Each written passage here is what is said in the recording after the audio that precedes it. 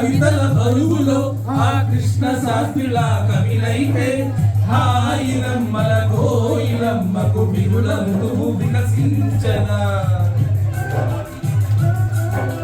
తుమ్మెదడగని మధువులే చెలిసాగి వలపులే చిలికిస్తే మాయ జగతికి ఏకయమో మధుర కవిత వినిపించగా ఓ కావ్యమా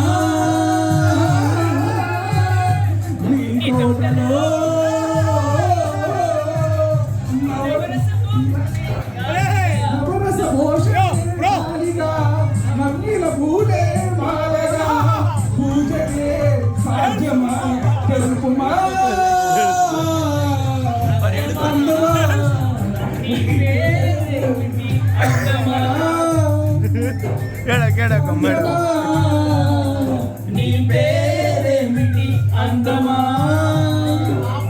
బొబ్బుల హంపి శిల్పమా బాపు గీసిన చిత్రమా తెలుపుమా తెలుపుమా తెలుపుమా.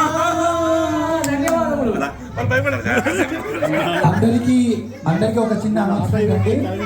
ఈ పాటకి టీఏజీఎంకి ఏం సంబంధం లేదు.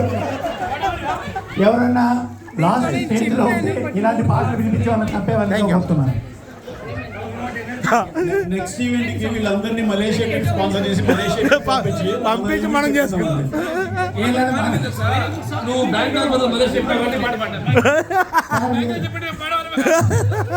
ప్రెసిడెంట్ తో చిన్న రిక్వెస్ట్ అండి, ఇలాంటి వాళ్ళని మలేషియా కాదండి అండమాన్ నికోబార్ జైల్లో సరే. ఈ సాంగ్ అద్భుతంగా పాడిన ముగ్గురికి వాళ్ళకి స్పెషల్ ప్రైజ్ అనౌన్స్ చేయమని దాతలు అనౌన్స్ చేశారమ్మా. మీరే కదమ్మా గిఫ్ట్ కార్డులా.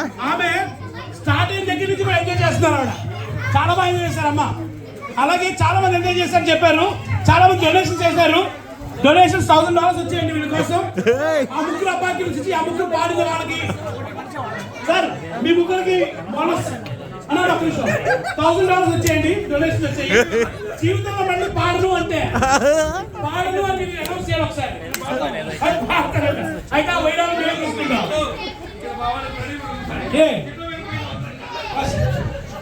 సార్ ఎవరాళ్ళ ఇంటికి వెళ్ళిపోయినాక అందరూ ఫోన్ చేయండి.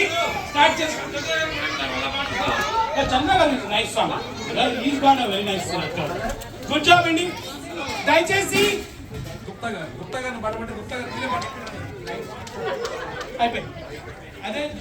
సార్ వాలీబాల్ కి గిఫ్ట్ కార్డ్స్ ఉన్నాయి, విన్నర్స్ అండ్ రన్నర్స్. పోలిరెడ్డి గారు అంటూ వాలీబాల్ అంటే పోలిరెడ్డి గారు ఆయన గిఫ్ట్ కార్డ్స్ కూడా తీసుకొచ్చారు. వాలీబాల్ ఆడిన వాళ్ళకి మలేషియా ట్రిప్ లేదు. గిఫ్ట్ కార్డ్ పోలిరెడ్డి గారు స్పాన్సర్. మంచి ఆటగాడు, మంచి ఆటగాడు. ఆయన కూడా ఆటగాడే. ఓకే, సో దయచేసి వాలీబాల్ అక్కడ 2 టీమ్స్ ఆడితే ఆయన ఉన్నారు. ఆయన ఆధ్వర్యంలో టోర్నమెంట్ జరుగుతుంది. ఓకే, గిఫ్ట్ కార్డ్స్ ఉన్నాయి సార్ మీ దగ్గర ఉంచండి. విన్నర్స్ అండ్ రన్నర్స్ కూడా ఇస్తున్నారు. From American new Berlin atta team. Alright, Reddy గారు అంటే వాలీబాల్ అంటే రెడ్డి గారు. ఒక్క నిమిషం అంటే మీరు పాట గురించి చెప్పండి ప్లీజ్. ఇక్కడ చిన్న విజ్ఞప్తి అండి, ఇక్కడ మనబడి వాళ్ళు ఇక్కడ మన స్టాల్ పెట్టున్నారు. మన ఇక్కడ కళ్యాణ్ గారు ఉన్నారు. సో తెలుగు భాష యొక్క గొప్పతనాన్ని, తెలుగు భాష యొక్క ప్రాచుర్యాన్ని మనకు ఇక్కడ మిల్వాకీలో ఉన్నటువంటి ప్రతి ఒక్కరికి కూడా తెలియజేయడానికి, మనం తెలుగు భాష యొక్క మూలాలు మర్చిపోకుండా ఉండడానికి ఆయన ఎంతో శ్రమిస్తూ ఉన్నారు.